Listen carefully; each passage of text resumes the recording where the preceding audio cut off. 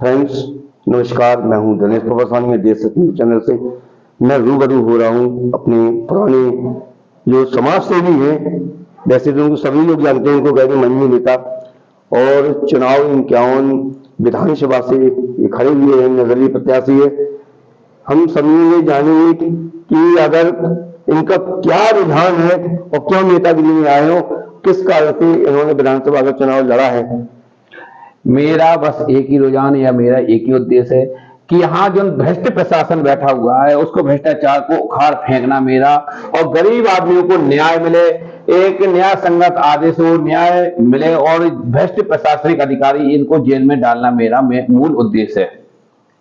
आपने जिस दिन चुनाव का फॉर्म डाला था उस दिन आपने एक अलग हटके काम किया कि गधे को पंजीरी खिलाई।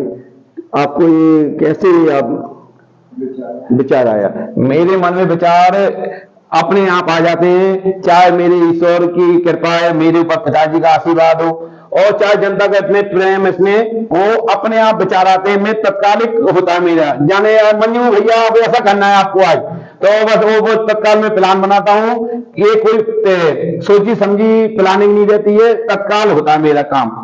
और मैंने गधे को पंजीरी इसलिए खिलाई कि गधे के यहाँ अधिकारी जो भ्रष्ट प्रशासनिक अधिकारी उन्हें कागजी कोई ज्ञान नहीं है, वो तो कहते हमारे रकम ले आओ, अपना काम चाहे उल्टा सीधा चाहे जैसे करवा दो। ऐसे कई मेरे पास ऑर्डर जजमेंट भी रखे हैं, जैसे बिना द्विवेदी को एडवांस टेक्नोलॉजी से आरसीएमएस में पोर्टल में तभी प्रखंड नंबर मिलता है जब वो दर्ज होता है। उनको 7/2 को प्रखंड दर्ज होता है और 24/1 को पहले ही से फोन में प्रखंड क्रमांक मिल जाता है। ऐसी एडवांस टेक्नोलॉजी उन्हें पता चल गई, तो मैंने भी शिकायत करवाई है कि बताइए टेक्नोलॉजी कहां से आपको पता चल गई है।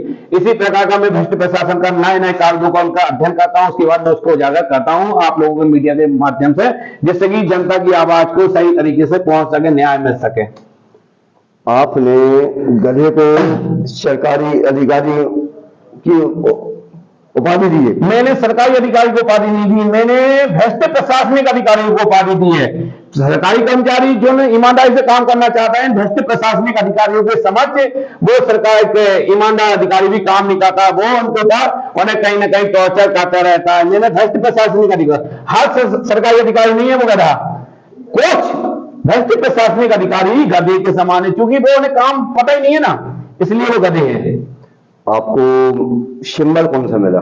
सिंबल मुझे दूरबीन मिली है। ईश्वर ने भी चाहा, मेरे पिताजी ने शायद चुनाव आयोग के दिमाग में घुसे दिया, मंजू भाई अब बेटा तुम देखो, इनको अपनी नजर से देखो, नहीं देखो तो मैं भी दूरबीन भी दे देता हूं, और बारीकी से मंजू इनका अध्ययन करो इन भ्रष्ट प्रशासनिक अधिकारियों को। जैसे गांधी जी ने अंग्रेजों को भगाया, देश को आजाद कराया, मंजू नेता अब 66% भ्रष्ट प्रशासनिक अधिकारियों को खदेड़ो और इनको दहशत पैदा कर दो, मंजू नेता आ जाएगा अगर तुमने न्याय नहीं दिया गरीब आदमियों को। तो शहर छतरपुर में भाजपा भी आई, कांग्रेस के भी विधायक रहे, लेकिन संपूर्ण शहर के जितने भी तालाब है सब में अतिक्रमण है और गंदगी बेशुमार है। आप किसको दोष देते हैं इसको? हम तो इसको भ्रष्ट प्रशासन को ही दोष देंगे ना। कौन कौन कराएगा? तालाब गंदगी की किनार पे है, चाहे वो शंकर मोचन हो, चाहे वो बड़ा तालाब हो, चाहे वो नर्मदेश्वर वाला हो, चाहे वो साथी तलैया हो, लेकिन इन तालाबों के ध्यान किसी भी नेताओं का ना अधिकारी का किसी का नहीं है। किसको दोष देते हैं? नेता तो ऐसे हैं कि नेताओं को दोष तो पूरा है ही नेता, क्योंकि इन भ्रष्ट प्रशासनिक अधिकारियों पर लगाम कसने के लिए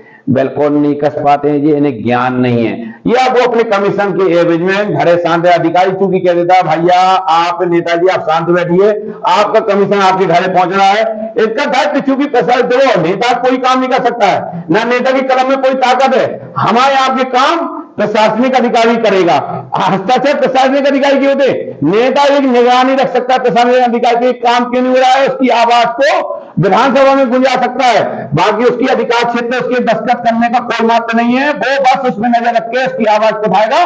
तो भ्रष्ट प्रशासन अपने आप बेलगाम जो प्रशासन है वो अपने आप लगाम में आ जाएगा। लेकिन यहाँ के नेता कमीशन खोर है, तो इसलिए वो कमीशन खोरी के आते कभी भी विकास नहीं होता है। जो भी विकास होने की योजनाएं आती है उनको वो शांति से बैठे रहते हैं, एक दूसरे पे आरोप प्रत्यारोप करते रहते हैं, लेकिन प्रशासन पे कभी भ्रष्टाचार का आरोप नहीं लगाते। क्योंकि आप बताइए कि आपका काम किससे पड़ता है? प्रशासन से। तो पैसा कौन मांगता है? आपसे प्रशासन मांगता है, नेता कहां से? लेकिन नेता नेता को कहेगा चोर। शहर